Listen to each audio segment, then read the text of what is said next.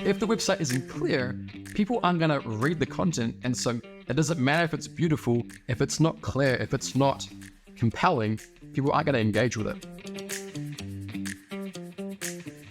Welcome to our podcast On the Ground Up, where we interview startup founders exploring their journeys, their success, challenges, and lessons learned. We hope you'll be inspired in discovering what it takes to build a thriving startup.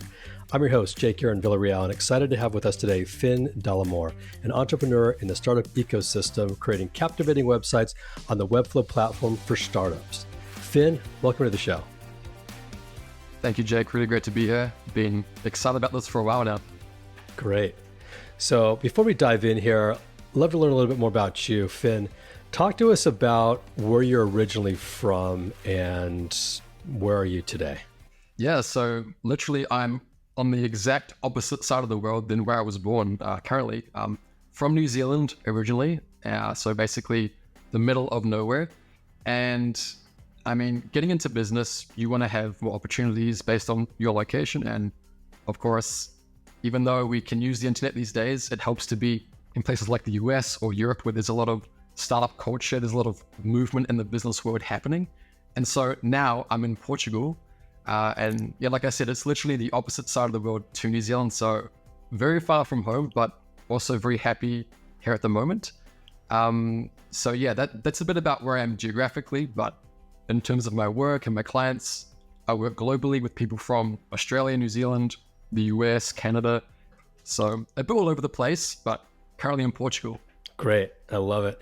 Yeah, I spent a little time in New Zealand. I was with Oracle for a while and ended up spending my last really couple of weeks with our founder and CEO, who's I think like the fourth richest man in the world today, Larry Ellison, watching him race for America's Cup in Auckland. And it was incredible experience. Love the country. It's actually looks like California in some ways, but maybe much earlier. Not a lot of traffic as much as there is here. So great country. And going from there to now Europe seems like a great move. There's this trend of bringing your skills abroad and being a digital nomad or traveling and building a company. What made you choose Portugal? So in terms of places to live, I liked Portugal because I speak Portuguese. I went to university in Brazil for 1 year, so I can speak Portuguese. And when I was looking at places to live, Europe was the first on my list. So I was kind of weighing up options like could be Spain. I love Spain. I went to high school in Chile, so I've had quite an international childhood. So I can speak Spanish, English, and Portuguese. So I was between Spain and Portugal. And one of my best friends, I used to go to university with him in Brazil. He actually lives in Porto, Portugal. So that's where I am right now in Porto. Beautiful city. It's actually, I was in Barcelona before, and I wanted to focus a bit more on work because Barcelona is amazing for digital nomads, for anyone who's remote. Barcelona is one of the best cities in Europe, but it can be a bit distracting sometimes, and I want to focus on business, growth, and obviously my work and career. So I found Porto is a nice mix where the city is a bit more, I guess, relaxing, you would say. It still has everything you need, but just a little bit less chaotic than Barcelona. Got it. That's great. Now, with all that international travel, it seems like you would be a perfect diplomat or someone who's able to go across borders and communicate at different languages at different times for different purposes. Just a side note, has that been anything you've ever thought about? Yeah, so that was actually plan A was to become a diplomat. My background is actually in international relations. Oh, wow. Hence my overseas experiences. So I've always had a lot of, I guess, experience on the international, world in terms of my studying. And I switched to go into business actually because the thing with being a diplomat is you don't have much control over your lifestyle and where you go. You might want to go live in Spain, but they want you to be in, I mean, it literally could be anywhere. It could be East Timor, or it could be anywhere in Asia. Like there's a lot of kind of countries you wouldn't know much about. They could send me to, I don't know, Angola, and I wouldn't really get much of a say in that a lot of the time. Whereas what entrepreneurship really brings to my life, what my job allows me to do is choose the places where I want to be and also pick the people that I really want to do business with. So my languages, instead of helping me become a diplomat, that international experience helped me work with clients and collaborate with other companies across borders, across languages. And yeah, it's a real pleasure that I actually have those tools in my back pocket. So if, say, a client from Spain pops up, then I was actually recently in Spain, and one of my clients was hosting an event in Barcelona, completely in Spanish, but I was able to attend and understand because of my languages. But it was actually a business trip. So yeah, that's kind of how it all turned out. And I'm really glad it did turn out that way. That's great. Yeah. You never know where life is going to take you. So you're in design today. You're helping companies build out websites and create content that hopefully will help them. What inspired you to get into design? Yeah. So before I was inspired by design, I was inspired by business, and I wanted to find out where would I fit in this whole ecosystem, because obviously business is it's not a niche. It's so many ways you could take business. And for me, I haven't always been a creative person. I've been creative in terms of music and bands, but I was never really an artist. And so I never thought I would go into design. But what I found out is that design is actually more like a science than art is. It does contain creative aspects to it, but actually design is more of like a formula that if you follow these design principles and also principles of business applied to design, what I would call marketing design, then that's actually something that anyone can learn. It's just a matter of learning, obviously, about business first. For example, yourself, Jack, someone that's been in business for a long time, you're in a great position to learn about design because design is actually business. We're trying to get someone to take an action, to reach out and book a call. It's about to get that person to do something and be persuasive. And the design is sort of like the bridge that gets them from A to B. It's that website, or it's that app, or their advertisement. And so that's really how I view design. And I view myself as a marketing designer as opposed to a product designer who was more like building an app or building a tool which is meant to be used.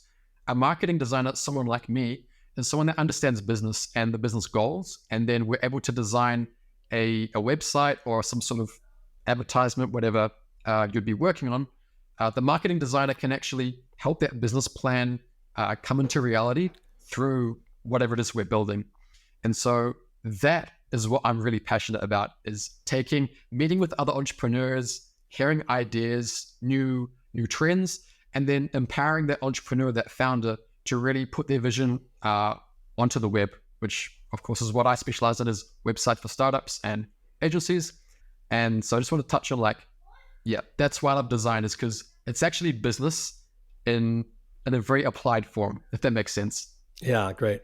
So you're taking it from a different viewpoint, not necessarily you were schooled as a designer to create beautiful colors and pictures.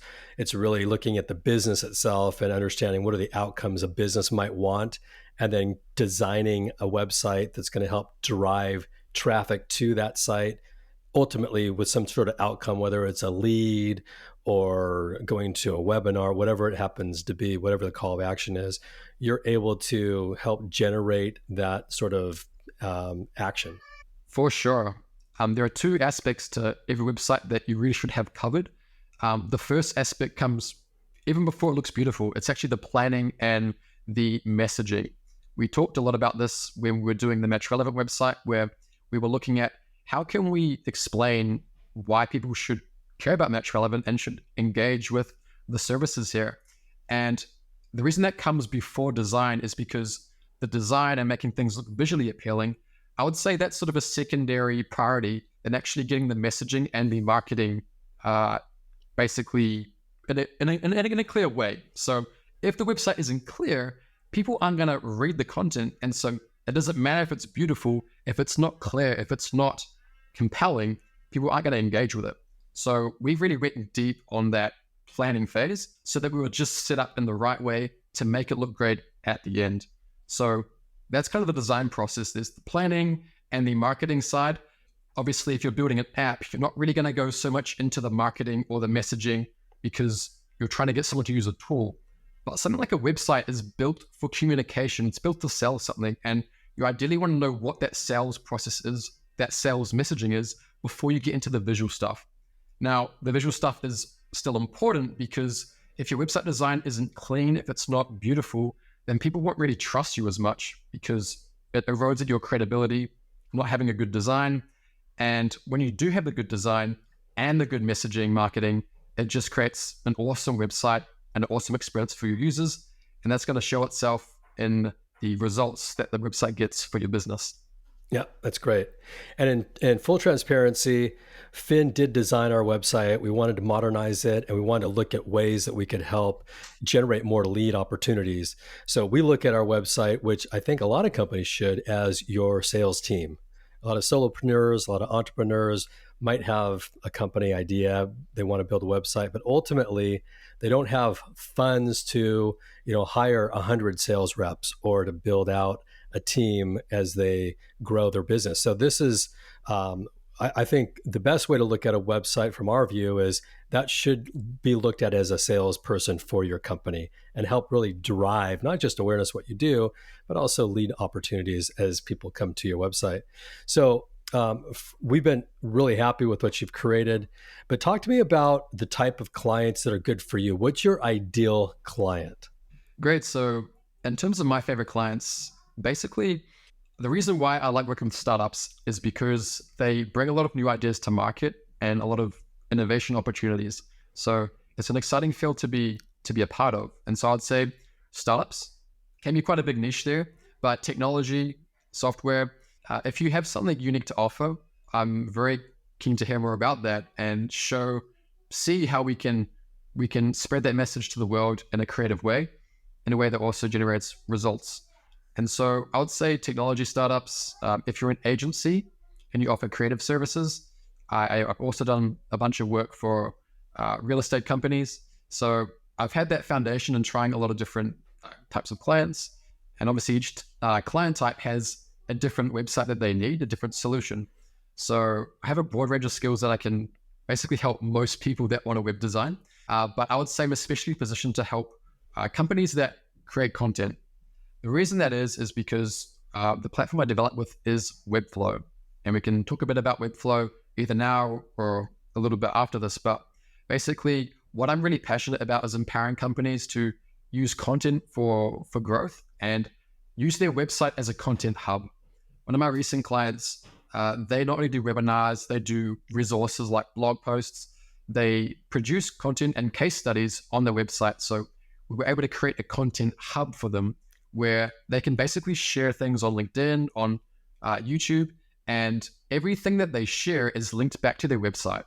And this is a really great opportunity for any founder listening right now.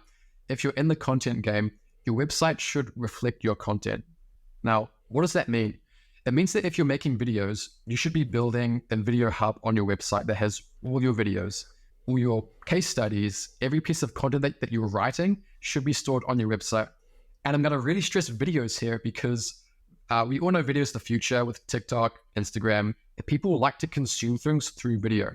And so on the Match Relevant website, podcasts, we have a podcast CMS where the podcast can be shown on the website. One of the big benefits of this is it increases time on site. This is really important for Google because it actually tracks if people are staying longer on the website, that content must be good. So if you're a founder thinking, well, how can I increase the performance of my website? What I would recommend looking at is how can you get video content on your website? If you can have a podcast, put it on your website. If you make YouTube videos that can help you get leads, I would be putting those on the website to increase that time on site and increase traffic to the website. So I know that was kind of a long answer to your question, but I can really help with that as well because I'm also a content creator. So I like to have my videos on my website because yeah, we've got clients that are in the content marketing space and also content creators or helping support content creators in their life cycle of building their business. And when it comes to collecting payments, sending out invoices, a lot goes into building your own company as a solopreneur, but then also what's the content look like once you create it and where do you store it? So I want to go back to something you mentioned earlier. You talked about the difference or the thoughts about what are the differences between product design and marketing design. Walk us through what that is so that really the audience that's listening is clear about that. Yeah, so I would say product design it's a term that's used, it's most widely known more than marketing design. And marketing design is, I guess it's a less common word used for web design or potentially the design of social media content. The difference is that with product design, it's more focused around usability in the sense that we're building a tool here. So if you're a product designer, you're building Photoshop. You're building something that is meant to be used as a tool. And one of the main differences between a tool and something like a website is that a tool is less about communication. It's more about functionality, like is it intuitive to use the visual canvas? Webflow itself is a tool. Whereas a website, this is a platform that's meant for communication and it's meant for marketing. Like when you're using Photoshop, Adobe isn't trying to sell you anything while you're using it, right? It's just a tool that you use. And so the product design is really great for usability. And of course, that's also important on a website. But actually, the biggest priority on the website is communication, especially clarity. So we want things to be said in a very crisp, clear way so that our users understand that. And the marketing designer knows how to design content in a way that the human eye appreciates. The marketing designer also knows how to use animation and movement, because we know that as humans, we've evolved to basically perceive movement with our eyes for survival purposes. If you're in the jungle and you see something move, that could be danger, could be a tiger coming to kill you. So we've evolved, our eyes have evolved to perceive movement. So the marketing designer uses that in the website to have movement and animation, draw the user's attention to buttons, headlines, to text that really is the most important for the user to see. So it's a lot of subtle things as well like that go into the design. And the marketing designer, if I were to sum it up very briefly, it's that the marketing designer is a designer that understands business, and they're working on a project that has business goals. And it's not just there to look pretty, it's there to actually function and be a part of a business, be an integral part of how businesses grows. So hopefully I explained that right. There are two different types of design, and I'm definitely a marketing designer because I love business and I'm an entrepreneur myself. So yeah. That's really good. Thanks for sharing that. For people that have not built a website before, you don't really think of design as being so critical to your company. You're just trying to get a product in the market, maybe a service in the market. You mentioned that design was really important. Talk a little bit more about specifics of just holistically the view of design itself and why it really matters to a company. Great question. So I would compare design to trust. So we know how important trust is in the sales process, not just with a salesperson. And you mentioned that the website acts as a salesperson. So just like you would want your salesperson to have a confident voice, to be dressed well, to present themselves in a way that will create trust in the prospect, it's exactly the same way with your website. Would you send your salesman dressed in like a singlet and shorts to go for, an interview that they could potentially sell a product for $50K? Of course not. They'll probably wear a suit. They would have their hair done. This is like an analogy, but why would you have a terrible website if you're selling high value product? If you're trying to get investment, if you're trying to convince people to work with you, to buy your product, it's really important to have a website that invokes trust in your site visitors. And so what I do is basically work with companies that have a website design that they're not happy with. Maybe the design could be okay. Maybe they want some more functionality, but I'm always there to improve the design so that the visual part of it looks better and it promotes more trust. And so if you have a website which looks like it's from 2010 or 2004, then it's actually being more of a liability than a growth asset to your company. So that's why you want to work with a web designer who can redesign that. Or if you don't have the budget or you're just want to do it yourself, you can actually get a template. And there's a lot of really good website templates that you can customize that already have the design taken care of. They look great. And so that you just have to put in your content. And so I'd recommend choosing one of those paths. A web designer, of course, can make something completely custom. So if you have specific branding, you want it to look a certain way, the web designer can basically be, you tell them what to do and how you want it, and they can create it. So I would say the visual design is a very important part of your website. It's what creates trust, and trust is so important to get someone to sign up or to work with you. So definitely don't cut corners on your website design. Yeah. We spent a lot of time assessing what was the right platform to use, what's going to be best for changing little minor content pieces to our website as we go forward. And, we standardized on Webflow really from the beginning. And the reason is we just felt it was more of a modern platform. It also provided a lot of integrations, and ultimately it was just easy to and giving really control to the founders to actually make the little subtle changes that you want, rather than having to go back to a designer, going back to a developer to have them make every little change. If you go to market with a new product or a service, you don't have to, have others be the bottleneck of your progress. And so we've really liked it. For those that don't know, Webflow has raised $334 million in funding. It's a big amount of money to generate for building a company, or I should say, rather, bring in to invest and to build a company. But it's a great platform. What was it that made you decide to standardize on Webflow? And is there certain levels of expertise you gain the more you're on it? And are you categorized in a different bucket because of that? Great question. So I exclusively develop with Webflow, and there's a reason why. It's because, in my opinion, it's the best website platform for marketing websites. So if you're looking for e-commerce, you're a huge enterprise company that has a team of developers, you might not need Webflow. But if you're a startup, if you're that small to medium-sized business, to even bigger SaaS companies are now coming over to Webflow, it's a really great option because, first of all, you can have any design you want. So Webflow has a huge potential to customize things in HTML and in a very bespoke way. So if you want your website to look like this, there's no, it has to fit into a template. It has to, we can't really do that. With Webflow, we can make things look basically exactly how you want to. And so you can also plug a lot of custom code into Webflow to really push it to its boundaries to get the exact functionality you want. But for most websites, Webflow has everything you need. The second thing is that the client is able to, or I could say your marketing team, can really jump into Webflow and manage the site themselves.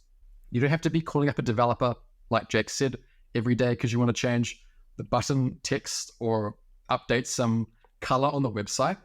It's actually very, very simple and user-friendly to do this yourselves. So often when I hand off a website to a client, I'm there for support if needed, but actually the client's able to handle most of the updates themselves, and they only need to come to me to make more structural and more advanced changes. So Webflow, I would say, is an excellent choice if your website is for marketing, for bringing in leads. If you want to be sharing video content, building what we call CMSs, content management systems. Basically, if you want to have YouTube on your website, this is something that I recently did for myself that Webflow allowed me to do, is on my portfolio website, I basically built YouTube, a page that has all of my YouTube videos that are being dragged in from YouTube, but it's on my own website. And they click on the video and I can customize the UI because Webflow gives me complete design freedom. I can put a become a client button underneath the video, which YouTube doesn't let you do that. But if you're a company that wants to build, have video on your website and use those videos as a way to generate clients and generate leads, you can actually design in Webflow the CMS that allows you to optimize things for lead generation. And that's what I'm super interested in, is how we can increase lead generation, optimize for lead generation on any kind of content system. So maybe we could overlay some screen shares of what it looks like on my website. Basically, it's a really good way to increase time on site, increase engagement, and use your content to grow. And Webflow allows you to do that because you can build these CMSs. You can build a podcast CMS. You can build a blog system. You can even get it to recommend next videos or next blog posts based on certain parameters. You can actually boost and feature certain blog posts or videos that you know are really good, and you want those to be seen first. So there's a lot of possibility with Webflow in terms of using your website as a growth platform. And for my clients, that's what they want. They want more leads. They want to grow. They want to use. So if you're interested in those things, I would recommend looking into Webflow. I love it. Yeah. We spent a lot of time looking for it. We felt like we've chosen the right platform and the right designer. Where do you go from here? You lead the design process. You work with a lot of clients. Are you building a team? What's the future look like for Finn? Cool. So I'm at a very pivotal stage in my career right now where I have too much work to service myself. And so I've been talking with some other designers who are very talented, that are also fantastic marketing designers who want to collaborate and basically join, I wouldn't say my agency team. I have an idea for a way that I can collaborate as a freelancer with other designers under an agency name. So, Dollimore agency. I'm actually, to be completely honest, I'm still coming up with the right name. So I'm still figuring things out because it is early stages. The idea is you connect with the best designers. And so any client that comes through me, if I'm unable to take that project, then we can collaborate with a designer who is, got a fantastic design portfolio, who can really deliver something amazing for the client. And I'm also looking to really double down on the content game. Continue researching more about marketing design and making more YouTube videos, creating more content so I can help more startups, more founders, and more entrepreneurs build better websites that create and drive better results. And because at the end of the day, the more we understand our websites, the more we understand how we can use them as a growth strategy. And so a big part of my future is going to be getting more into the YouTube game, doing more podcasts like this, sharing my ideas more. And of course, that's going to create more knowledge around my name, who I am, more clients. And again, I'll be connecting people, not just with my own services, but collaborating with other freelancers under an agency that I build so that we can basically share amazing work and help amazing companies grow. That's great. You're doing it, and you're doing it, I think, the right way, also doing it globally, which doesn't really matter where you're at. If you need a website, you can be anywhere. What's the main problem for anyone listening that you help them solve today? Great. So I would say there are two key problems that I see across most of the client websites I come into contact with. And I've already mentioned both of them, but starting off, it's clarity. Most people's websites aren't clear. The words, the copy, the copywriting doesn't clearly communicate the value and what the company is offering. They often talk too much about themselves, about their own history, about their team, about things that the customer doesn't really care about at the end of the day. Maybe further down the track, they might care about that, but at the start, it's actually about showing the customer what it is that you can do to help them. And I love the main headline on the Match Relevant website, which Jake actually wrote. It was hire anyone, anywhere. I forgot what the exact, let me just see. I just love the clarity of it is amazing. Hire anyone, anywhere with certainty. I mean, I think that's fantastic. So props to you, Jake. And that's exactly why we need to have clear website content, is because we could say a number of things there, but if we're not telling people what we do and what the value in that is, then we're not going to have an effective website, no matter how beautiful it is. So that's the first way I can help someone, is help you clarify your message and help you understand that this is really important to clarify your message. Just a quick side note is what Jake and I actually connected on when we were first talking about this website is a story work, where there's a framework you can use called StoryBrand that allows you to tell a story on your website. And it's a story that, well, a marketing story where you're clarifying your content into like a series of steps where the person reads this first and they hear about the next thing. And it's actually the perfect messaging structure to convince someone to buy or try your product. And so that was actually a part of the design process on this project, was finding the story brand for Match Relevant, and just in general using story to communicate on a website is a really good idea. And so we can talk about story brand in a second, but just to finish this question, and the other side of that, that was the messaging. The other side of that is the design. And that's where we really upgrade, we modernize your design to create that trust, because we have the good marketing, we have the clear, concise, and effective marketing. We just need a framework. We need a design to hold that, to deliver the message in a way that builds trust. And so I can also deliver that high quality design that is, designed for the human eye, designed to look aesthetically pleasing, and to create interest in the user. They want to find out more. They want to click what this pop-up does. So those are the two key ways that I can help. And the result of that is that you'll experience higher quality leads, you'll experience more leads, and people will just compliment you more on your website. People will have a better user experience, and it's great for your growth. Yeah. Well, I'm going to be ultra transparent. We spent a lot of time looking for the right platform. I think we found it with Webflow, and then spent a lot of time looking for the right designer. And we interviewed a lot of people. And one of the main reasons that I decided to utilize your services was the fact that you knew about StoryBrand, because StoryBrand was something I actually knew about as well. In fact, I'd seen the author of that speak at an event, and so I was already pretty deep into StoryBrand.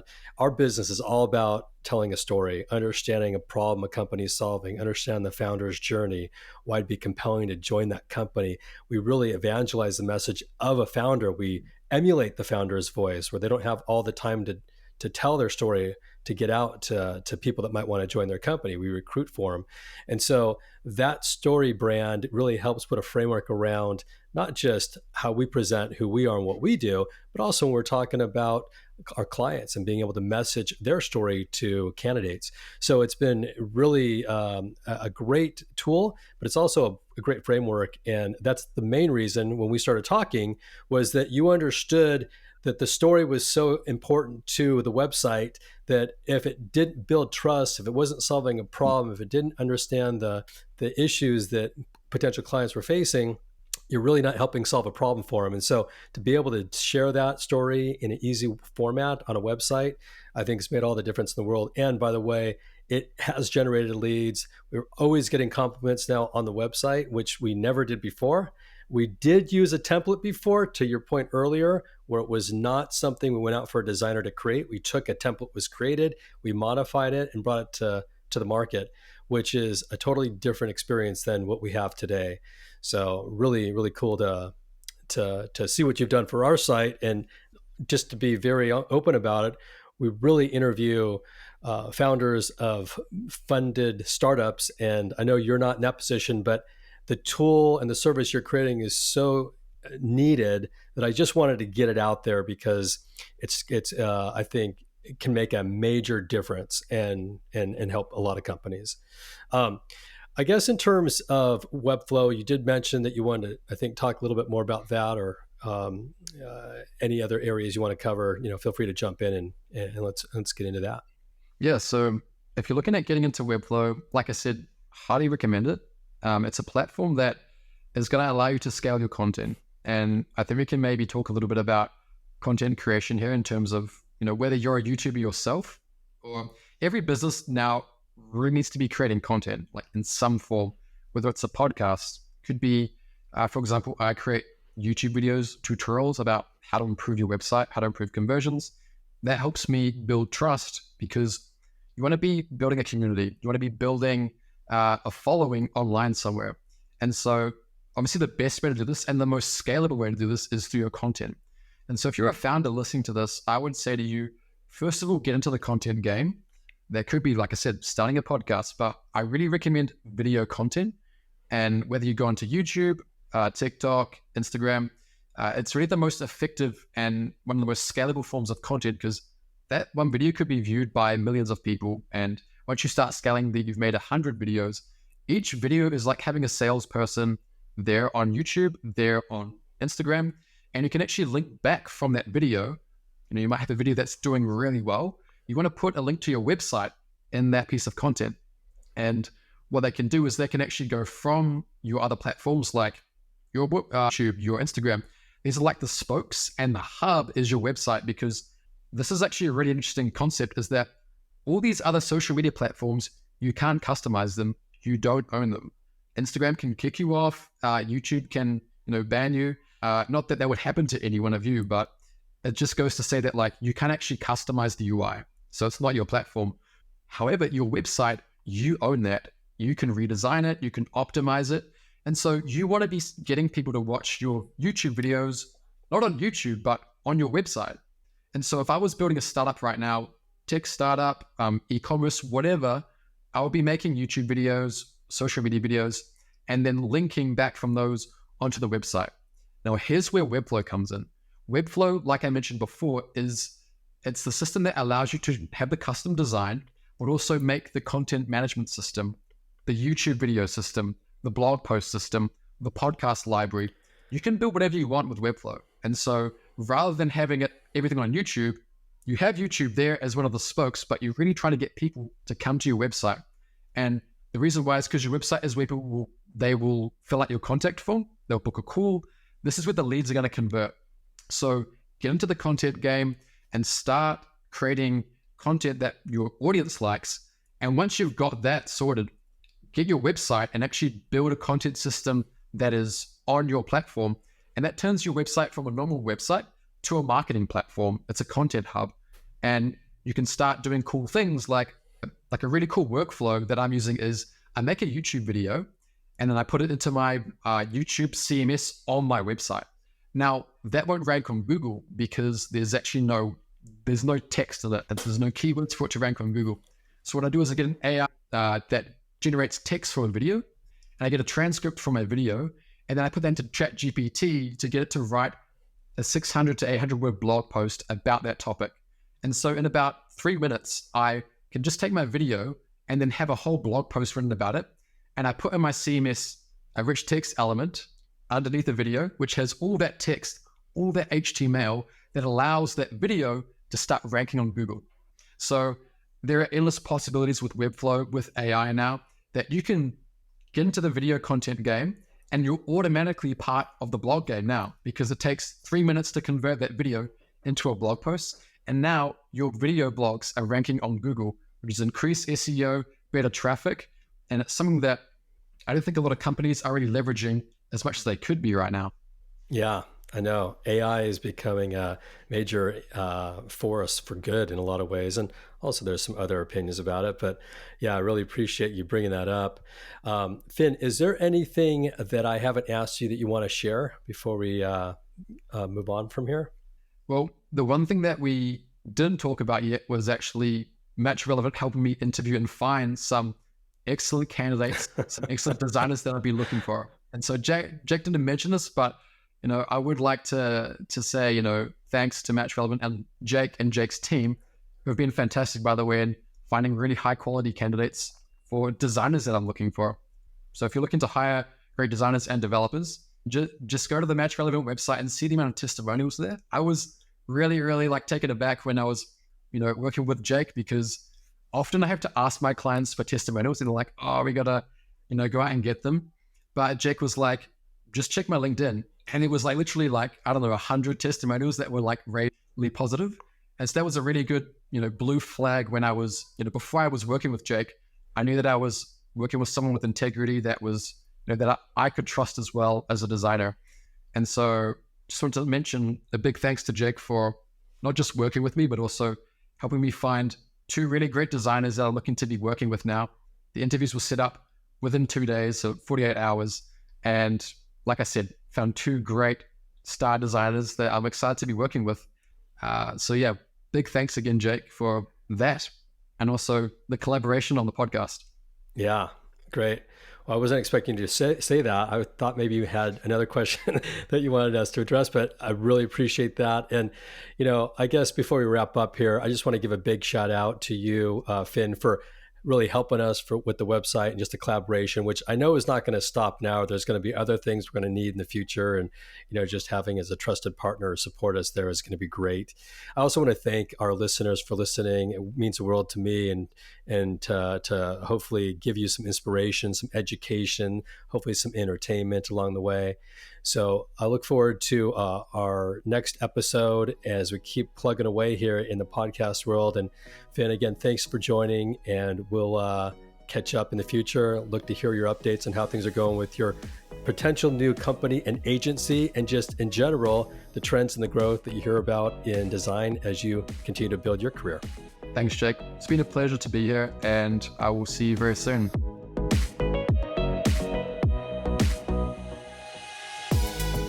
Before we wrap up, I want to give a big shout out to all the entrepreneurs that have joined to make this podcast possible, and for all the listeners for listening.